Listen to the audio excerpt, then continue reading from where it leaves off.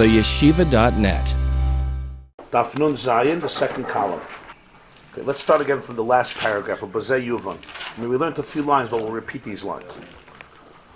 Bazei Yuvan, Inyan Amayfis Adishin Sheher Hashem Yisbarach Lepara. This will explain the first miracle that Hashem showed Parah, show Inyan Neshanapach Hamat Lenochash. That the stick was transformed into a snake. Shezeu Hagdama L'chol Eser Makas.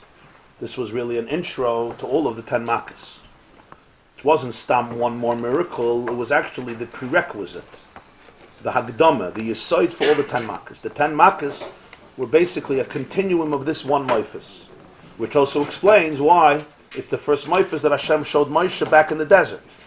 The first thing he told Moshe was, throw down your stick, and it became a snake, and then hold it, and it became back into a stick. And this is the first Maifis he's telling him to do the Parah. So it's not stam coincidental that he likes this wonder more than other wonders, for whatever reason, but there's a psad teichen here. We explained what's the concept of the 10 makas. Shul shabar klippos. It was to crush. It was to break the klippos. What's pshat klippos? So you may think that klippos is something abstract, called klippos, some energy in the world. The pshat of klippos is shem chinas yesh v'davar b'fnei atzma. The definition of klippa is that it substitutes reality for a pseudo-reality, meaning it's the conception, it's the awareness, it's attributing to anything in the world the feeling and the experience that it's a yesh v'davar b'fnei atzmai. It's something separate, something detached, something that has a real ego, a real yeshus, outside of the reality of Kutchabrichu, of the Ein Sof. K'may shekasav.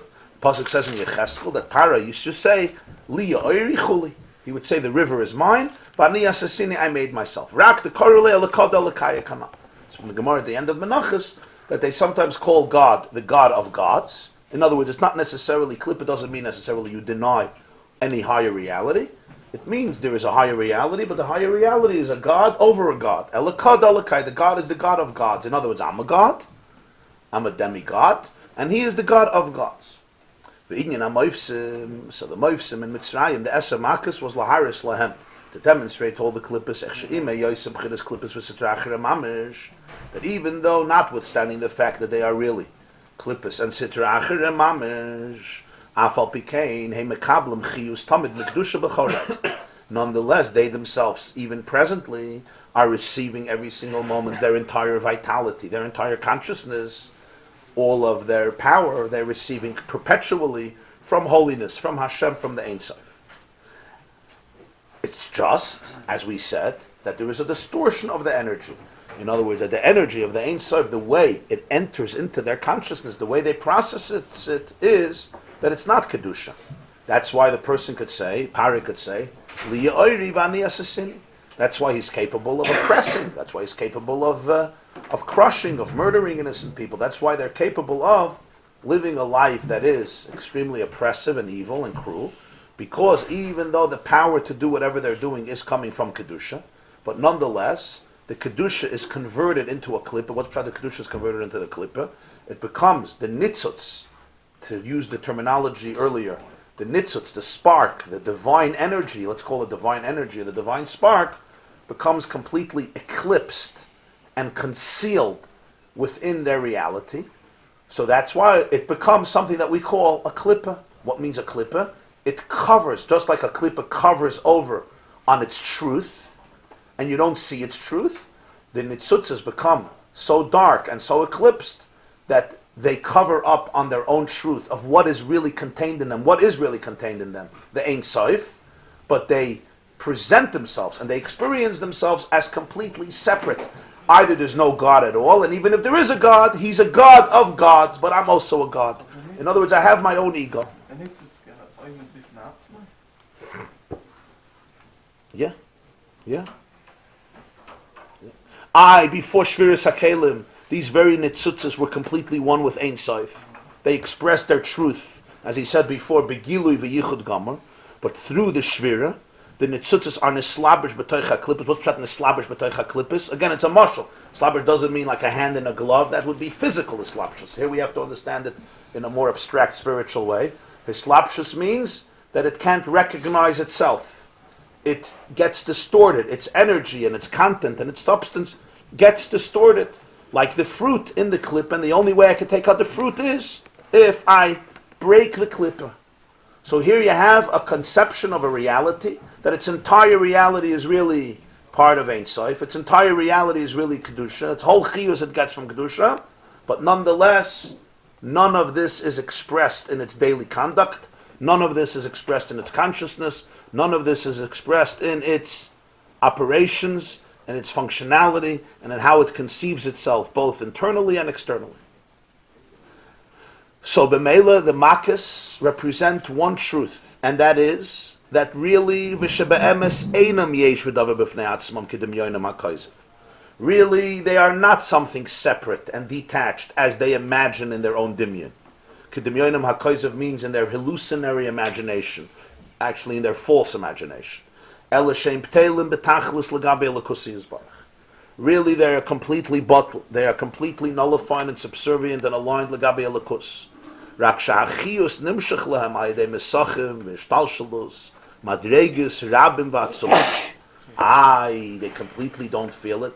Paroi says lo yadati es Hashem, because the chiyus, the life force of Hashem, comes to them through mesachim. Mesachim means veils, curtains. V'shtalshalus madregus rabim v'atzum, and an evolution of many gradations.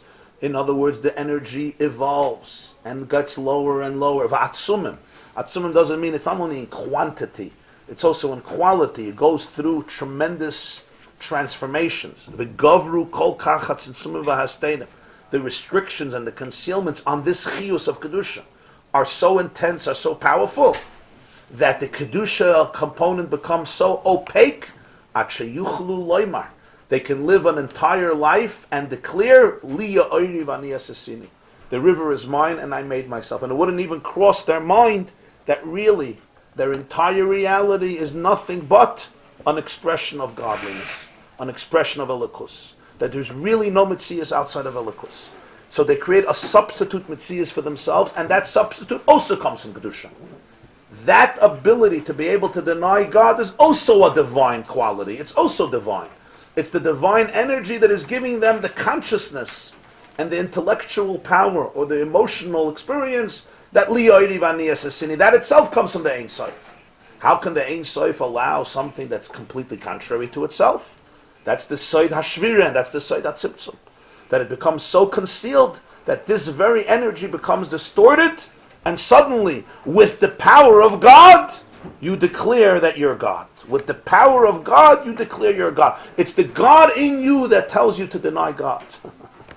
So you have here a very fascinating phenomenon, that it's the very divine in the person that is allowing them to completely deny the divine, because without the divine they wouldn't have any kayach, they wouldn't have any chiyus, they wouldn't have any existence. That's no? Yeah. And therefore, the moment there would be a revelation of any enormous light beyond the tzimtzumim, not restricted, their entire legitimacy, their entire value, their entire existence becomes nullified. Why? Because it's not like you're dealing with a real competition. It's not that you have kedusha and you have klipa. That's the main vart here. There's no two forces, there's only oneness. In the world there's no duality. There's no compartmentalization. It's not like you have the koyach of kedusha and you have the koyach of the satan. Often we live in a very dual reality. There's God and then there's the satan. There's God and then there's klipa. There's holiness and then there's sitrach. He says there's no such a thing. There's only oneness. There's only oneness. Einoid Mulvadai. Elamai, because of the concealment of the truth, there is room to experience the world in terms of duality. There's room for compartmentalization. But that only comes because of a concealment of truth. The moment Sitra Achera, the moment Klippa is exposed to a Ha'ara that's beyond Simtsum, to any powerful ray of light that is beyond all the restrictions and the concealments, what happens? There's no struggle anymore, there's no conflict. It's like it's brought in Tanya and many Svarim that when you ma'at oir, when there's darkness in the room, you don't have to battle the dark. You don't have to come into the room and say, what do we do with the darkness? What do we do? It's so dense. All you have to do is open light. You light a candle and the darkness dissipates. What happened to all the darkness? The pshat is, As already brought in the Rishonim, there's a machlokes if the definition of darkness is the absence of light, or it has an entity in and of itself. If you say, like many, that darkness is basically the absence of light, so then the definition of darkness is that it has no definition. The definition of darkness is that it has no light. The moment there's light, it's not like you're battling something. The very idea, what is darkness? Darkness means there's no light. It's just a void of light. The moment there's no void, it doesn't exist anymore. So what is Klippa? Klippa is the conception that there's no Kedusha here, which is not true. There's Kedusha everywhere. All of it is Ein Sof. You don't have any other reality. There's no other identity outside of Elokus. Elamai, b'shas you don't see your real identity, you create substitute identities. And the question is, how far, how extreme? That's the level of Klippa. There's so many different levels of Klippa. How deep the darkness, how deep the falsehood, how deep the distortion. The distortion could be very, very subtle. It begins in very, very subtle ways. Somebody pointed out on Shabbos, we were talking about the Vayomer, that he was getting a wrong impression, or he thought he was getting a wrong impression that Klippa means negative thoughts. A person has negative thoughts. I want to lie, I'm going to lie. So that all comes from Klippa. But the truth is that Klippa could be sometimes positive thoughts also, in the sense that a person is always stuck in a place where they have to affirm themselves because they're good. Right? I say, I'm a good person. I did this, I'm a saint. I'm a Malach Elokim, I'm so good. But a person is always busy thinking how good they are. So, and they might be right. It's all true. They show, look what I did yesterday, look what I did today, look how much chesed I do, look how nice I am, look how this. And what happens, however, is that becomes also a certain type of shell that they live in, huh?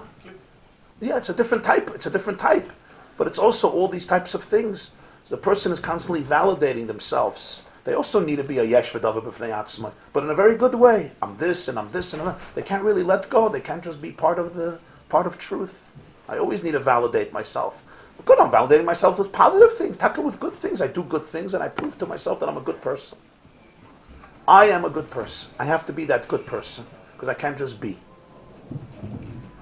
Yes. Somebody gets the second wind at 10:30 at night. He has to sit and learn.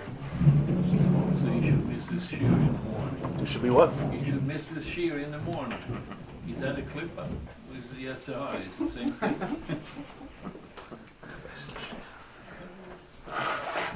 You get suddenly so inspired, but it's the wrong time.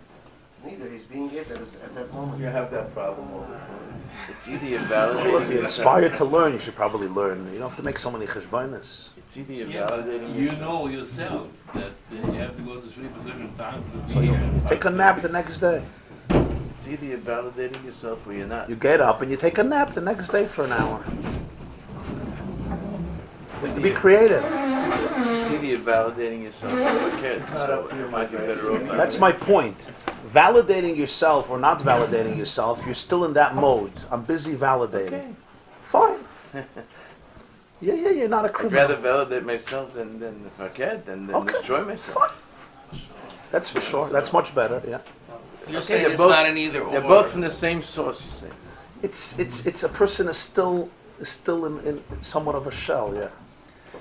Person is somewhat of a shell. You know, when we say Kriya Shema, They always have to tell themselves things about themselves.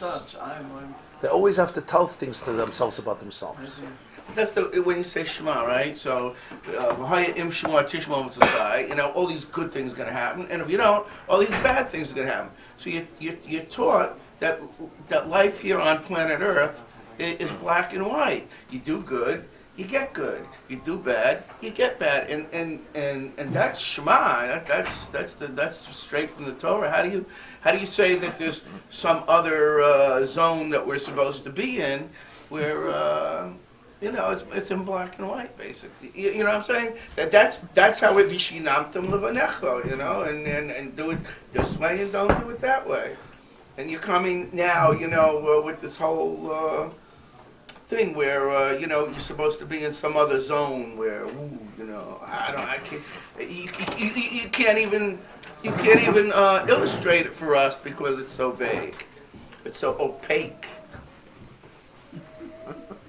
A Yid came to the Simcha Binim of Pshischa, and he said, "Look, I'm a Rasha Merusha, And nothing that happened, nothing that God threatened in the second Parshas of Shema ever happened to me. He says, look, he says, I'm that person, and nothing ever happened. He says, so Reb Simcha ben Mopshizcha says, that's because you did the mitzvah of Krishma. He says, I don't do the mitzvah of Krishma. He says, I see you know Shema. It's at least once in your life. You read Shema, so mainly you have all these things. The Rambam says in Hilchas Tshuva, it's very hard, especially today, to know the cheshboinus of how things work. Of a reward and punishment. It's not the sugya that we could wrap our brains around. A person has to know what a mitzvah is and what an Vaeira is and how it counts and what type of mitzvah. There's a whole Perek in Rambam Hilchas Tshuva at length that no human being could make these calculations. Yeah, how it works. Especially Bizman Hazet says in Pirkei Avos, Ein biyadeinu loy mishalvus harashayim v'loy miyisuri hatzadikim. We have no understanding today, not of the tranquility of the Rasha and of the pain of the tzaddik. It's not like a black and white situation. Somebody is a tzaddik and they have all good, and somebody is a Rasha and they suffer terribly. As you and I know, many, many good people experience terrible suffering, and sometimes really good people experience terrible agony, and one wonders why. And sometimes people who you would think would do well with the agony, in terms of their rishis and achzarius, sometimes have at least what seems to be a tranquil life. So the Mishnah says, already in Pirkei Avos, this is already after the Churban Bayeshen, Ein biyadeinu, loy mishalvus harashayim v'loy miyisuri hatzadikim. In Tanya there's a section, the Geras HaTshuva, where the HaTanya explains why that is, why the system has changed so dramatically that nothing is black and white anymore. He says a famous expression there, he says, you have in Torah so many chiyuvei krisis, people who do Aveiras, and they're chayav kares from heaven. He says, we see so many chayavei krisis, v'herichu yemeyim mishnoiseihem batoivu b'neimim. They had arichas yomim with geschmacke, good years. There was no v'nichras ha'nefesh ha'yimei ha'mal. So what changed in the system? Is the Torah right? This is going to cut your soul off. He says, nobody's soul gets cut off. Herichu yemeyim mishnoiseihem batoivu b'neimim. Okay, so he goes into a whole arichas, what pshat. He explains the whole idea of, how people get chiyus, etc. It's not for now. But the nekuda here is that, you're touching on some of the great mysteries, but it's not that we could figure out and say, this person, he gets this punishment, this person gets this schar. Also, sometimes the Rambam says a person could do one mitzvah that counterbalances 1,000,000 Aveiras. And the other way around also. So it's not like one mitzvah versus one Vaeira. It's very hard to know these things. These are very mystical calculations that transcend the regular human mind. Okay, Pamela. When a deeper ha'ara comes out, it's it's not a competitiveness. You weren't fighting with anything. The whole thing was simply a distortion. The moment you shine light on the distortion, it's over. The moment Vashti shows up without any levushim, without any distortions, there's no Vashti left, as the Oida Meir brings from the Baal Shem Tov. All klippa always has to happen through levushim, always cover-ups. The moment you strip away the cover-ups, the moment there's a ha'ara, the ha'ara is not being concealed in shells and husks, what happens? Teilim u'vatalim. Not a competitiveness. V'zeho eyin ha'moifsim. This is what the moifsim in Mitzrayim were demonstrating. V'alzeho yamoir ha'moifis harishim binyan ha'mata shenepach l'nachash. Where did this come out? In the first moifis. The stick that was converted into a snake. Why? It's the stick that becomes a snake, and therefore it's the snake that comes back into a stick. Pirush. Mata hu loshen hamshacha v'hatayim. The word mata means a stick, but where does it really come from? It comes from the word lahatois, hatoya, which means anything coming down is called lahatois. You say, his noita, his das. What's noita, his das? His das is gravitating in a certain direction. Hatoya means you bend something in a particular way. You bring it forth. That's what a mata is. Hamshacha v'chein shevet gam ken lashon hamshacha. K'may koich v'deshavet. The shooting star, I call it the Halley's Comet. Koich for the Shavet is the Koichov. The Gemara says once in 70 years, it's oila and it shoots. The word Shevet means a whip. The Shvatim are called Shvatim and Matos. Why are they called Shvatim and Matos? Vaydaber Moshe al Rashi HaMatos. They're also called Shvatim. A Shevet is a branch from a tree, and a Mata is a stick, is also a branch from a tree. The difference in a Shevet and a Mata is a Shevet is still attached. And a mata is already detached, and that's why it's firm, it's strong, it's sturdy. You could use it as a cane. A branch is still moist and not so sturdy. You can't use it as a cane because it's flexible. It's pliable. A mata is not pliable. But the concept is the same. It represents a branch that comes from a tree. So Yaakov is like the tree, and the Shvatim are branches of the tree. They're also the matas. Koicho de Shavat means a star that shoots from one direction and it goes, it journeys into the other, and journeys throughout space. So what does mata mean? So he explains as follows: the Hainu, Kol Hamshacha Seder Ishtalshlus de Kedusha, Mireish Kol Dargan Atsoif Kol Dargan Nikra Mata. The stick basically represents a flow from a higher place all the way down. The whole evolution of Seder Ishtalshlus, of Kedusha, from the highest level to the lowest of levels, it's all part of the stick. It's basically the divine energy that comes down through one world, another world, another world, another world, the Ein Sof penetrating throughout all the worlds and all of consciousness. That's called a stick. But the stick is straight. Why is it straight? Because even the lowest part of the stick, you could look up and it's parallel, it's symmetrical with the top of the stick. Because it's one reality that comes downward, but it's one reality. The top of the stick and the bottom of the stick is a straight line. Now you have a snake. A snake is a whole different reality. The tanin, he makar, ha-klippus de Mitzrayim. The snake represents the source of klippus of Mitzrayim. Kamei Shekosov, Yecheskel says, he describes Parai, ha-tanim, ha-godel, ha-roivitz, b'toich yoyev. The great crocodile, the great snake that crouches within its rivers. That's the tanim ha-godel. Also physically, as we said, the serpent has a very curved gait. They call it serpentine gait. Gait means the way it moves. So it's completely opposite of the mata. The mata is straight, and the nachash is curved. What does this represent? This represents the same energy, but the energy gets distorted. So it doesn't follow a straight line, and therefore you can't recognize the beginning from the end. The beginning is one place and the end is another place, even though it's the same snake. Now at the surface, it looks very sophisticated because you're not connected to one space. But inside, it's lethal, it's poisonous. So Pari is called the Tanim HaGadol HaRoivitz B'toich Yoyev. It has a very sophisticated, a very elegant gait, a serpentine gait. So this represents how the Kedusha energy comes into Klippa and distortion. So Moshe and Aaron were showing him something. They were really giving him a shuir. They didn't walk into the palace and take a stick and throw it down and became a snake. HaTanya says they were giving Pari a shuir. What was the shuir? No, they did it. But what they were doing, it came with a presentation. It came with an idea. It was a teaching. It was a visual. It was a visual. The same shir Moshe Rabbeinu got. The same shir that Moshe got from Hashem, he was doing chazoras hashir to Para. With Para, you had to change the shir a little bit so Para should be able to understand the shir, because Para didn't have a good head like Moshe, but he didn't have a sensitive mind like Moshe. But he was giving him the same shir that he got. He was giving him a shir. The shir came. A good shir is always graphic. It's always visual, so people could get it right. Audio is very difficult. When it's visual, you could get the shir.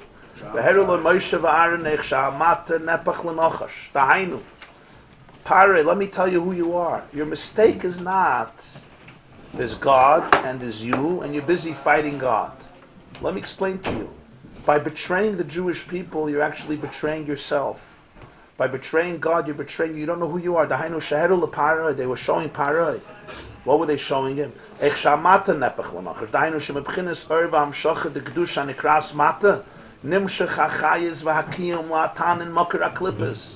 snake comes from the stick. It's not a separate entity. The chiyus of kedusha, which is called mata, that is the whole source. From there comes existence. From there comes chiyus. From there comes vitality to the tanin, which represents the source of all the klippas. You have Niagara Falls as the source of energy, the source of electricity. You have the tanin hagadol pari represents the makara klippas. It all comes from the mata. Kamei Shekosov, the pasuk says raglel yordis. He doesn't want to finish the pasuk. Raglel yordis mavis, which in Kabbalah means that the legs of kedusha go down into the place of death. Umalchusoi bakoil mashallah. That's what we say in the tefillah of Rosh Hashanah. His malchus bakoil mashallah. It's not pshat, it's malchus, the divine. So it doesn't mean malchus b'kol mashal. It doesn't mean that God is the ultimate king, and if he wants, he could kill Para. Emes. That's not the vart here. Malchus b'kol mashal is that's conventional pshat. Hashem is the melech. He's the real king. If he wants, he could kill Para. If he wants, he can destroy Para. Here he wants to say something deeper. Malchus b'kol mashal is that is the malchus of Para. The malchus of Hashem is the chiyus that gives Parei chiyus. In other words, the etzem of the nachash is also the mata. It's just completely concealed, completely distorted, completely eclipsed. But as malchus, but mashallah, not as in dominates, permeates, penetrates. Malchus chamalchus kolelam. Using malchus dafka as always the Yes. experience below. Yes. The malchus which allows for otherness, which in its ultimate manifestation, in an extreme way, will allow for otherness that is completely alien. Not just other as an other, but an other where there's even an enemy. Ela shazeu al yidei ishtalshlus v'tzimtzumim rabim k'nisker leila sheyuchali nepech lenochash. Yes, it doesn't happen through a gradual evolution. There has to be a tremendous evolution and tremendous amounts of tzimtzumim, which restrict and conceal the energy more and more and more and more and more, until what comes out of the other side is you don't recognize the nitzutz anymore. You don't recognize it anymore. That's called klippos. But the klippos are also nitzutzes hakdusha.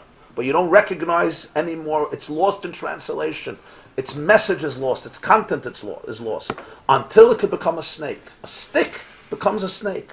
Shaydei tzimtzumim rabim elu. What does it accomplish? What do these tzimtzumim achieve? Mistater hashefa mebchines hamate kolkach. The shefa, meaning the flow, from the word hashpa, gets so concealed that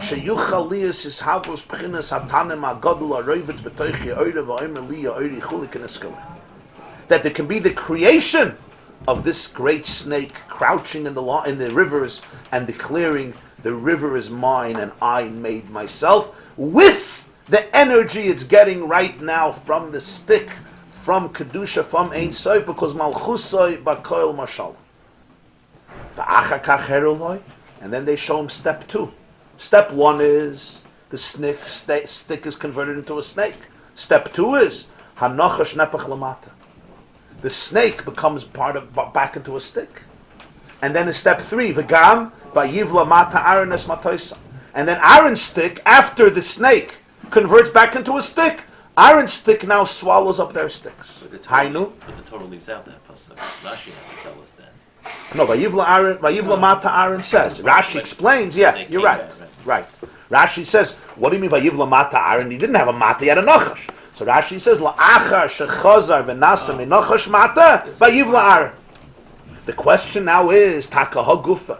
Why not make his snake eat up all their snakes? Yeah. I mean, what do you have to go through this whole process? You made this steak into a snake. Okay, that was pretty impressive. Problem is they did the same thing. So now you need to go step 2 in the game. Step 2 in the moifus. So let his snake eat up their snakes? No. The snake first had to become a stick. And then the stick swallows up the sticks. So the Alter Rebbe explains, Hainu, shechazar b'chines hatanin is batel legabe akdusha lekiske b'rishayna. The Tanin now reverts to become bottled, to become nullified. Legabe the divine kedusha kibarishayna, like it was in the beginning. What do we mean in the beginning? In the beginning of existence, before the shviras hakelim of Tayu, before the klippa, before it all happened. BCE, before klippa existed. V'zeu inyan halos hanetzutzes hanal. This is the concept of the sublimation of the sparks. When you speak about halas hanetzutzes, this is what halas hanetzutzes means. Halas hanetzutzes is this. What does that elevate the sparks? The sparks are always sparks of holiness. Elevate means, spiritually speaking, again, we don't mean physically to pick them up. Elevate them means to be able to allow them to become aligned with their true identity. To crack the surface, to remove the superficiality, and to be able to trace back the energy to what it really is. To be able to see what your real true yearning is. What the real nitzutz is. Then automatically there's no klippa. Why? Because there was never klippa. Halas hanitzutzes doesn't mean I fought the klippa and I destroyed it. No. I revealed the truth, and then we saw that it never existed. Everything you have is only Kedusha. The whole clip is just a way of interpreting Kedusha. It's a misinterpretation of the same energy, just misinterpreted, and therefore misplaced. That's what it is. Why is it? Huh? It's like achizas anayim. Yeah, again, achizas einayim in halacha means optical illusion. So you have to be careful with that lashon, because to say it was achizas einayim, the children that were being thrown into the Nile River wasn't an achizas einayim, and the oppression of the Jews wasn't achizas einayim. That's what I said. When we say klippa is achizas einayim, it's true, but achizas einayim doesn't mean here that it's an illusion, that it has no power, that it doesn't create havoc, right? How much harm was created in the world because of it? It has a lot of power. It means it doesn't have ultimate power. It doesn't have enduring power. It doesn't have true substantial, it doesn't have true substance. And therefore it's not sustainable. Because by definition it's based on a cover-up. And at some point reality is going to emerge. That's its nature. In fact, the name reality comes from the word real, reality. The nature of realness is that it emerges, it's real. And when realness comes out at some point, there it goes. So he says, huh? Yeah, when the or comes out, so what's your definition was that there was no light. So as long as the teacher doesn't show up, it's Lebedik in the classroom, right? The moment he shows up, it's all over, the game is over. Why? Because there was no real substance. Yeah, why is the guy responsible for this kedusha of sparks? No, this nitzitz is in everything. This nitzitz is everything in the world. Why is a guy being responsible for such, to behave in a holy way, basically? Well, everything is kedusha. So you're demonstrating to Paro that hey, it's a stick, it's a snake, it was kadosh, and he made it. No, he's going to say. Distorted it. Look right. But zeheru lepara. But this they demonstrated to Paro. Ula Mitzrayim, not just to him, to the whole Mitzrayim. Asher einam yesh v'dava b'fnei atzma. That their greatest mistake is that they think that they're a yesh. They think they have their own entity and they're responsible for it. They have to carry the burden of existence. V'dava b'fnei atzma. Now, of course, he's talking here about a very spiritual idea that relates to Parei and Mitzrayim in every person. Parei and Mitzrayim, again, are not just figures who lived in a particular geographical location at some point in history, but it represents in each person that burden, that need that the person should be able to tell himself that he's a yesh v'dava b'fnei atzmai, that he's detached from God at any single point. So they showed Parei einam yesh v'dava b'fnei atzmai ki im b'chol rega nimshech lehem hachiyus me'elakus. Every single moment, their entire vitality is coming from godliness. Ela shehu yizbarach kel mistater. The only thing is that Hashem is a Kael, a God, who conceals himself. And therefore when he wants, the same snake goes right back into the mata. Why? Because the snake comes from a stick, and therefore when it comes from the stick, if you hold on to it, if you look into it, it goes back into a mata. That's what also happened with Moshe. When Moshe's stick became a snake, what did it say? It says Moshe ran away. Why did he run away? Because from a snake you ran away. So what did Hashem say? Come and grab it. When he grabs it, it goes back into a stick. What's the Havana? The Havana is, to quote the line, we have nothing to fear but fear itself. What makes it a snake is that you believe it's a snake. If you'll stop believing that it's a snake, it won't be a snake anymore, because it's not. The only power of Klippa is that you attribute power to it. It doesn't have power. The moment you stop looking at it as such a scary thing, it's not scary anymore because it's not scary. It becomes scary because you believe it's scary. And the more you believe it's scary, the more scary Ataka becomes, because that is its power is perception. That's its power. The more perception, the more power. Is the power perception, or is the power that you're giving it power? You're giving it power through your perception of its power. And that is its power. No, meaning to say that if I give it power, then it can hurt someone else. That too, yes. I know, it gets a little more complicated than just an internal emotion. But the concept is that... You don't want to destroy it completely, right? Because you got to keep him around. Well, in Mitzrayim, it was pretty much havoc. It was pretty much havoc. Rabbi, that's where Yaakov wanted to basically to identify who he was when he was wrestling him. What is your name? Who are you? Once you identify it, then you can defeat him. Yeah. When it's the unknown, it's the unknown. Yeah. He's doing something very different here with Klippa than he's done in his other Mamorim. What I mean is the following. For example, we had by Pesach, eating matzah was halos and itzoses. We spoke about halos and itzoses, beer and itzoses. He's not talking about that at all. The only lesson in Mitzrayim was to show them the lesson that Klippa is real, what Klippa is, and there's really any itzoses kedusha. Teach them that lesson. Nothing here about the Jews being maleb and bar those itzoses for themselves, eating matzah, nothing. It was just a demonstration once and for all what Klippa really is. It's very different than he's used Klippa before. The past he's talking about the itzoses that we take and we're mal. He's not saying that. Just let them understand and learn. Let the world know that what Klippa is. So he says all the Makkos was the same Nakuda. All the Makkos was the same Nakuda. That the whole Mitzrayim was the superpower of the world.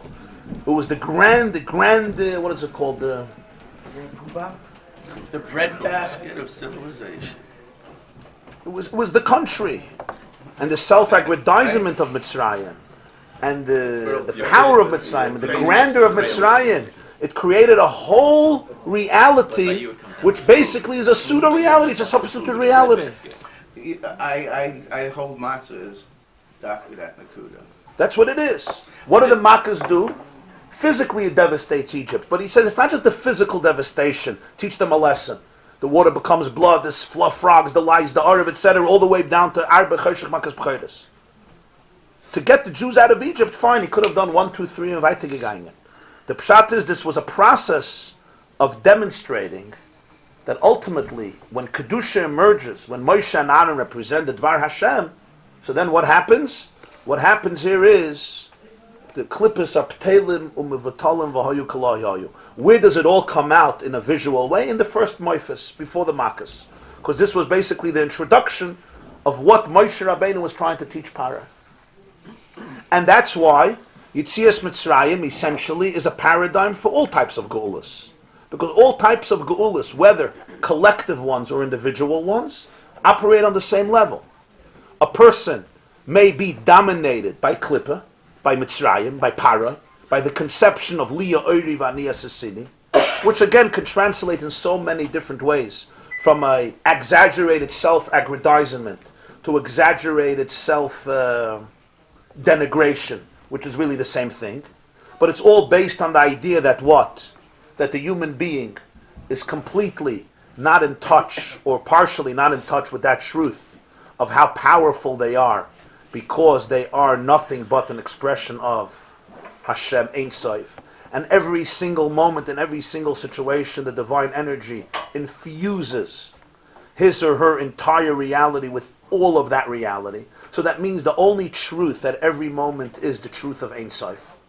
The only truth I should be holding on to every moment is that God is with me and in me in this very moment, in this very place, in this very experience, in this very emotion, this very encounter. And I can open myself up to that, which means that in every situation I'm open up to endless possibilities. I'm completely opened up to an Ein Sof perspective, endless possibilities. But that is a very, very profound awareness. And that awareness is often cloaked with many a shell, many a husk. So here the demonstration to Paroi was that the entire Nachash really comes from the Mata. So it's not just that the truth is the Mata, not the Nachash. It's that the truth of the Nachash is also the Mata. If you could just look in, if you won't be afraid of it, if you'll hold on to it, if you look deeply into it, you'll see what is it? It's also the Mata. And that's why the Nachash becomes the Mata, because that is really what it is. That is, it doesn't have another identity. It may think it has another, it doesn't have another identity. So all you need to do is, you have to basically, you have to expose it to what it is, yeah. Think about what you just said. That's the paradigm for every geula. Being made aware that what Klippa is. So who is being made aware here? Paro. Who was really redeemed here?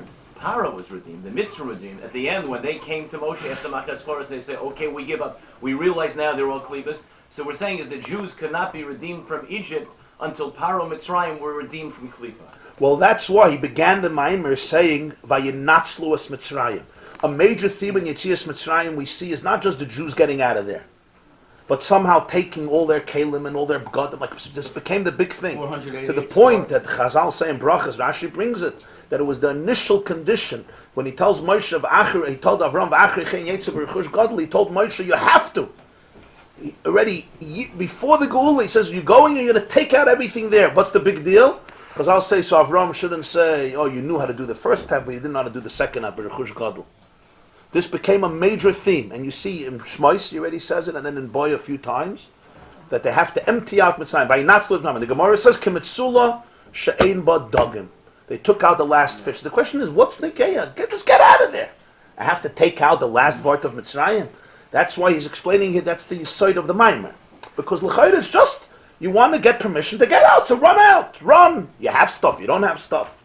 A major theme here was, as he says, Shaloktu kol ha-nitzutzin, shenaflu b'shvira. Mitzrayim had the most nitzutzei kedusha of any country in the world.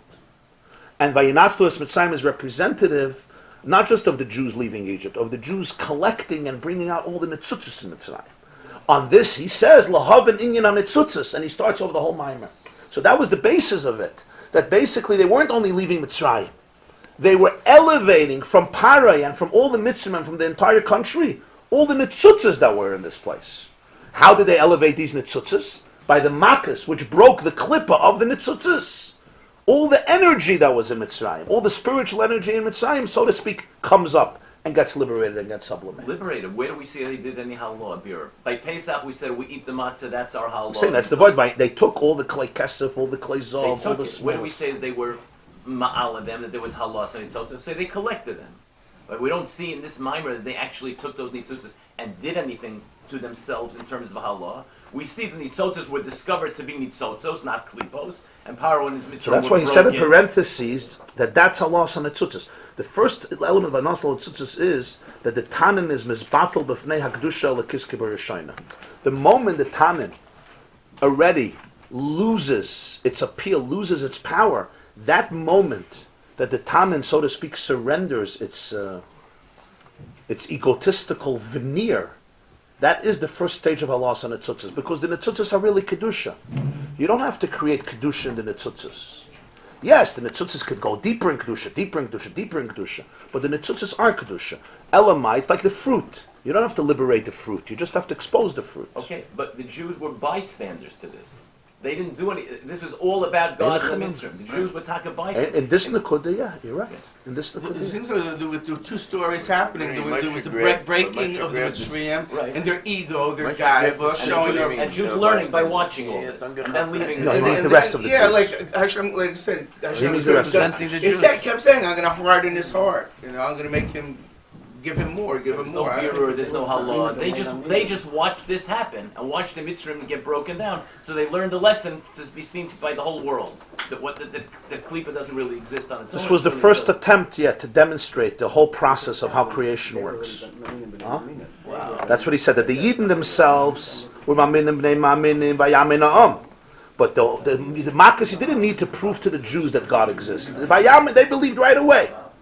The Makkos you needed to be able to prove to the Mitzrayim that God exists, in order to bring out to the world of Klippa that God exists. Right, it's a paramount lesson that we delayed getting the Torah for a year. Or the Yiddish, as a result, didn't get the Torah for a year. So that's the value of it somehow. To prove that to the Yidden that God exists? No, that's what he said before, that the Yidden didn't need any Moifsim, because Hashem said, Ma'minim b'nei ma'minim. The Gemara says in Shabbos, Tzadik Zayin, that when Moshe said, V'heim lo ya'aminu li, Right. so he said, Yisrael ma'minim b'nei ma'minim. They're ma'minim b'nei ma'minim. When it says Moshe came to Mitzrayim, it says, Vayamin ha'am. At least 20% of them were. Right. But every other time we had. You we go had it. l'shitase, I see. Every other time we had it, we had what we did with the What are you supposed to think? Right. Here we collected them like kids at a bar mitzvah collecting the candy bags, when they, running around collecting tzozos. We didn't show we did anything. That's okay, but I mean that's the Rosh Hashanah showing a lesson in our presence before we leave Mitzrayim. We should see it once and for all. We should see it, and that should happen. The Netzutzes themselves needed there was a Rachmanis on the Netzutzes also. Yeah, it wasn't easy to schlep it out. You think it was so easy? Huh? The Nachash doesn't just disappear though. The Nachash becomes a matzah. The Nachash is converted into a The matzah. awareness Same with that itself sitting creates here, the schlep. matzah. It's not a separate Can't step. fool about men. First class. Gold and silver and precious stones, the Jews preaching. That is halas and Netzutzes. The moment that the klippa becomes aware that it is kedusha, so it's already a whole different mitzias. Then why can't we go back to Mitzrayim? That's the vart, because the netzutzas were taken. The netzutzas were taken. It was the process that was They don't need to do it. So you're saying there was those netzutzos represented kedusha in Mitzrayim for a certain amount of time, and then Yeah, I think we said it last year, but I think it's very applicable also in people's personal lives, very profound ways. Usually, very often in life, that which you're most afraid of is really the source of all of your healing. That which you're most afraid of, the snake in your life, is really very, very powerful, and it's very, very scary. But it's usually a distortion of very, very good energy, very sweet energy, very holy energy.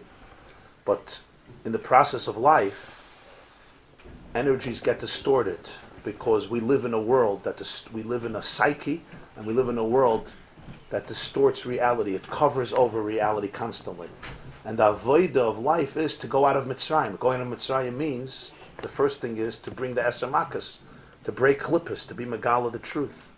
So very often you'll have a person, they will not talk about things that are very, very shameful, or very, very vulnerable, or very, very painful, because they feel that this is like the lowest part of themselves. This is their snake, and you want to run away from your snake. You don't want to deal with it. You want to make believe it doesn't exist. The truth is that your snake really comes from your stick. Your stick represents your divine energy. Your divine energy, however, often gets misrepresented, and there's a misinterpretation here. So when you have the courage to grab onto it and to look at it, so then what happens? The first thing you have to know is that there's no real snake. The snake always comes from the mata. That's the first thing a person has to know. If they attribute to themselves only evil and lack of godliness, that's the first mistake. The person always has to know that everything ultimately is traced back to Kedusha. That means there's nothing that can't be redeemed. There's nothing that can't be liberated. There's nothing in your life that you have to completely cut out. There's no such a thing. That you have to know how to deal with it, but not completely cut out. There's no part of you that is so rotten that we have to amputate it for all of eternity, because when God looks at that, he's like, I'm going to vomit. He's not going to vomit because it comes from him, basically. Now the question is how to be able to see that. So when you basically look into that nachash, what happens often is you could see, when you could see the nachash from that perspective, you will see that the nachash is really another mata. Elamai, it went through a tremendous shvira. It went through a tremendous tzimtzum. A lot of the work is to identify the moment of the shvira. What was that moment that holy energy became so distorted in your psyche? There was a moment in life that you had your shviras hakelim. Every person has it in a different moment in life. It's usually when you're young. When you're young. hitting rock bottom. What is it supposed to be? No, not hitting rock bottom.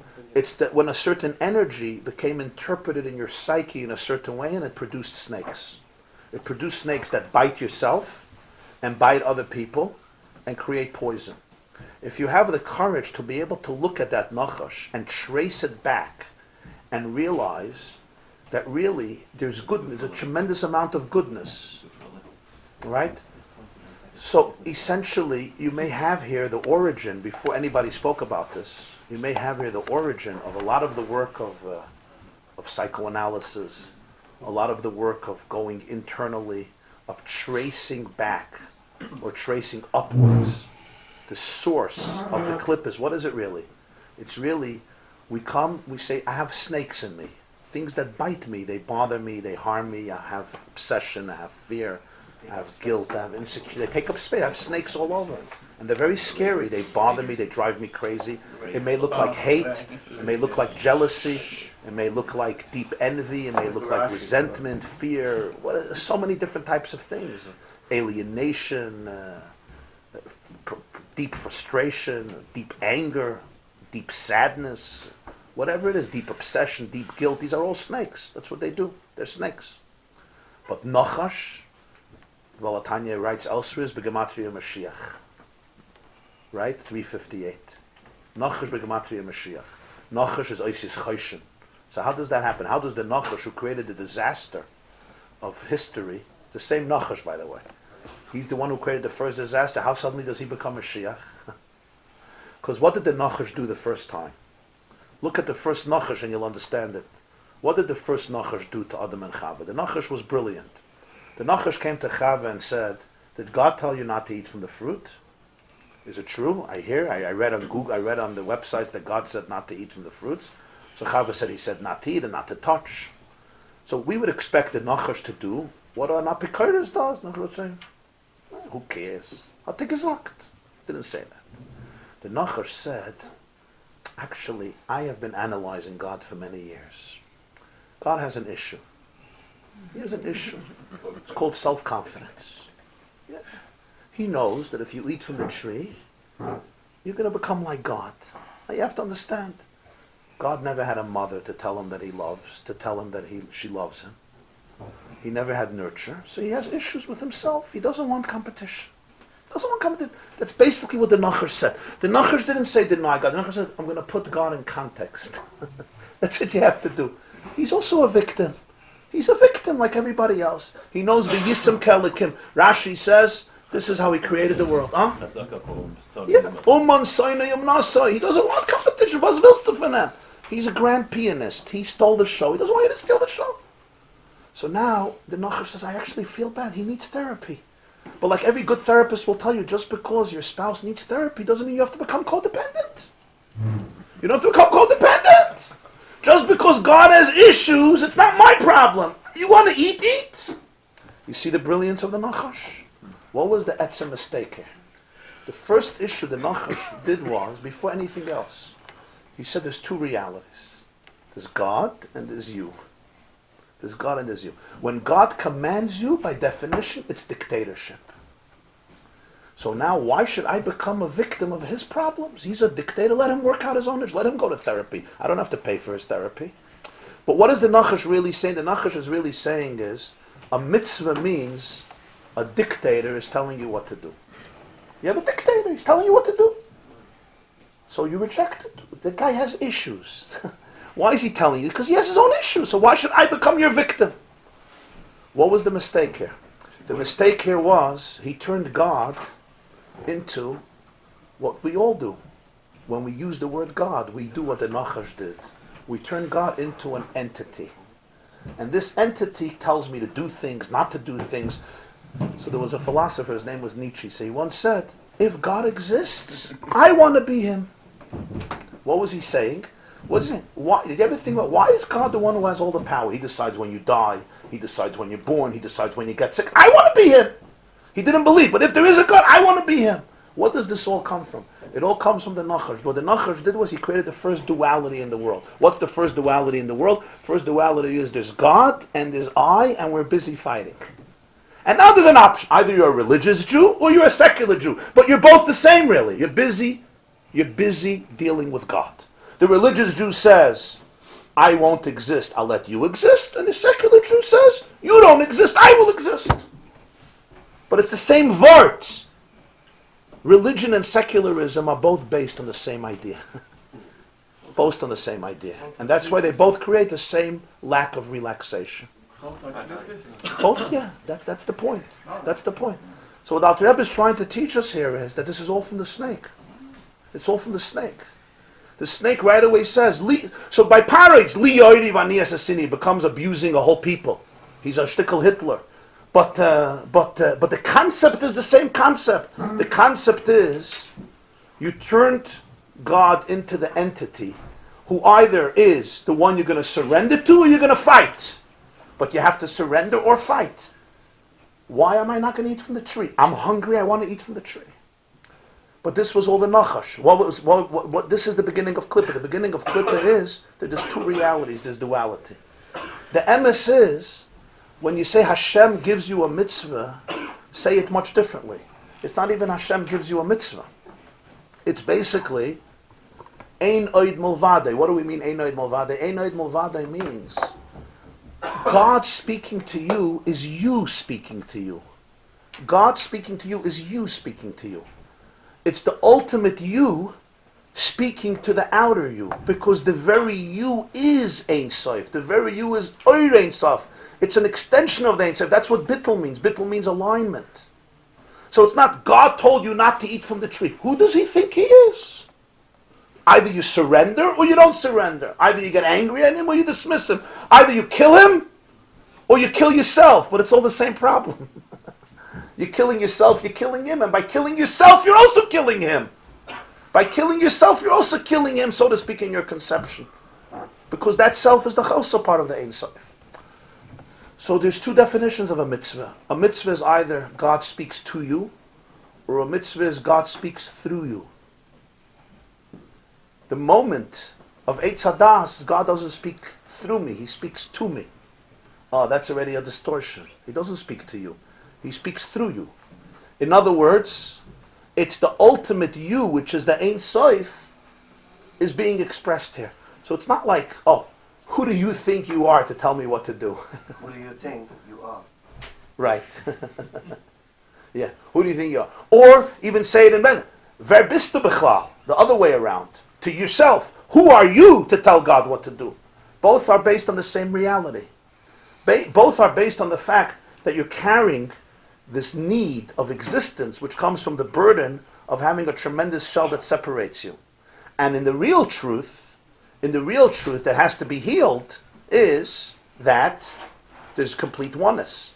So when you look at the Nachash is Begematria Mashiach. The Nachash is the Chayshin. The Nachash is the Mata. Because even the distortion, the Klippa, also is a Kayach of Kedusha. That itself is a Kayach of Kedusha.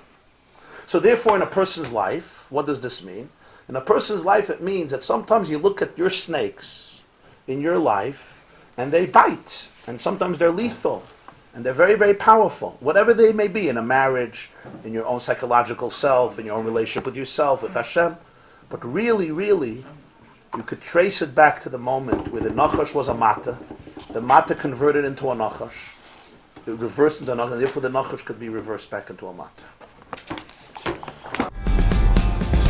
This class is brought to you by theyeshiva.net. Please help us continue the classes. Make even a small contribution at www.theyeshiva.net/donate.